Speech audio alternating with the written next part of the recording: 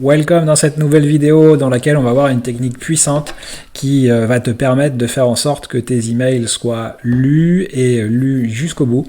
Et donc ils ne vont plus finir dans la corbeille de tes prospects ou de tes lecteurs. Alors cette technique, elle est connue, ça s'appelle le storytelling, et on va regarder un petit peu quels sont les avantages du storytelling et comment tu peux l'utiliser dans l'emailing et notamment dans un emailing régulier. Donc je fais un petit aparté avant de rentrer dans le détail du storytelling, mais l'objectif c'est d'écrire régulièrement à sa liste de prospects, à sa liste de clients, de façon à ce qu'ils pensent à nous et qu'on reste présent dans leurs esprits et qu'ils ne nous oublient pas.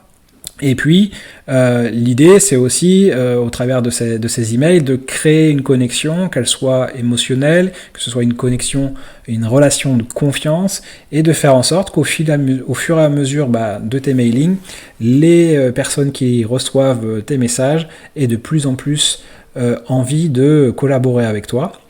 Donc l'idée à travers ce storytelling, c'est de raconter des histoires. Alors pourquoi les histoires fonctionnent ? Simplement parce que le cerveau humain, quand on commence à lui raconter le début d'une histoire, il veut savoir la fin. Donc il est câblé comme ça. Donc ça permet, en utilisant cette technique, de faire en sorte que tes lecteurs lisent ton email du début jusqu'à la fin. Alors bien entendu, tu vas me dire que ton histoire t'en as une, et puis une fois que tu l'as racontée dans un email, tu vas pas pouvoir raconter à chaque fois des histoires ou ton histoire dans chaque email. Alors c'est un peu vrai, il y a différentes façons de raconter son histoire, on va en voir quelques-unes après. Mais note que tu n'es pas obligé d'utiliser le storytelling pour raconter toujours ton histoire. Tu peux raconter l'histoire d'autres personnes. Et c'est ça qui est hyper intéressant, parce que tu peux raconter l'histoire de tes clients, ou l'histoire de prospects, ou l'histoire de ton coach, par exemple, si tu travailles avec un coach, ou de ton mentor, ou tu peux raconter une histoire qui est une histoire fictive, c'est-à-dire que cette histoire, elle n'existe pas, et la fiction, c'est d'inventer une histoire, et tu peux très bien utiliser le storytelling en inventant une histoire. Il faut juste qu'à un moment tu dises dans ton email que ce que tu viens d'écrire ça a été inventé, de façon à être totalement transparent et authentique avec ton audience, mais ça peut être une histoire fictive qui est basée sur ce qui pourrait se passer si les gens y font ou ils mettent en place quelque chose dans leur activité. L'histoire elle peut être positive ou elle peut être négative, c'est-à-dire que il peut y avoir des conséquences qui vont être du succès ou qui peuvent être des échecs. En fait, il y a plein de moyens d'utiliser le storytelling et donc de raconter des histoires pour que les personnes lisent tes emails. Alors, si tu racontes ton propre parcours, tu vas pouvoir, dans tes emails, focaliser sur différentes parties de ton parcours. Tu vas pouvoir raconter, par exemple, une situation de départ, comment tu as commencé à faire X ou comment tu as commencé à faire Y. Tu vas pouvoir expliquer quels ont été les obstacles. Comment tu as fait pour les résoudre, quel était le contexte, quel a été le déclic, qu'est-ce que ça a apporté comme bénéfice ou comme leçon, ou même si ça a été un échec, tu vas pouvoir comment expliquer comment cet échec, en fait, même s'il était difficile à un moment donné, il t'a permis aujourd'hui de rebondir, et etc., etc.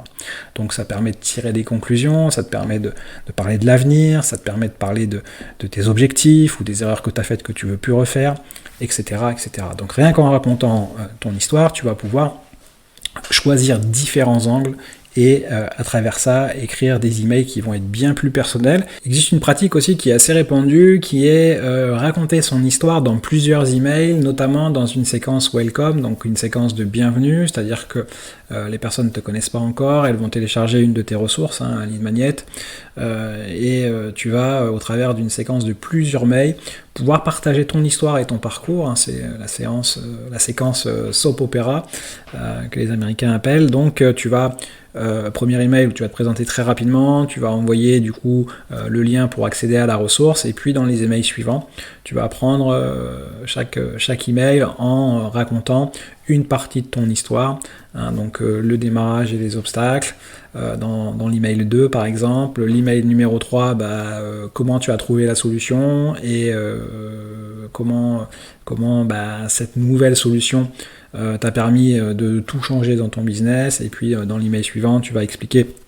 Du coup, ce que tu fais aujourd'hui, et tu vas pouvoir faire une offre à la fin ou envoyer vers un appel à l'action qui peut être un rendez-vous avec toi ou aller voir ta page de vente, etc.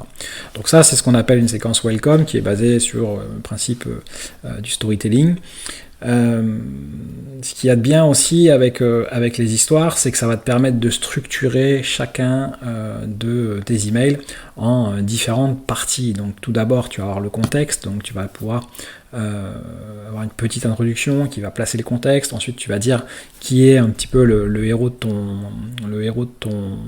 ton message, quelles sont les problématiques, qu'est-ce qui s'est passé, quel a été du coup le déclic, et puis qu'est-ce que ça a changé. Ce qui est intéressant quand tu écris les emails, du coup, c'est que entre ces différentes parties, tu vas pouvoir faire passer tes messages. Donc, tu vas pouvoir commencer ton histoire, et puis tu vas pouvoir introduire une petite phrase comme voilà. Avant de te raconter la suite de cette histoire, laisse-moi te dire que voilà, et tu vas pouvoir à ce moment-là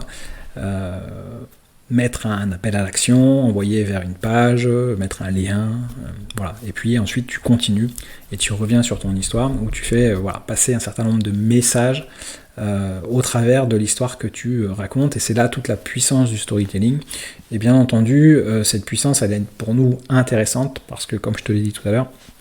l'idée, c'est de pouvoir écrire régulièrement à sa liste email et de faire en sorte que tes histoires captivent les personnes,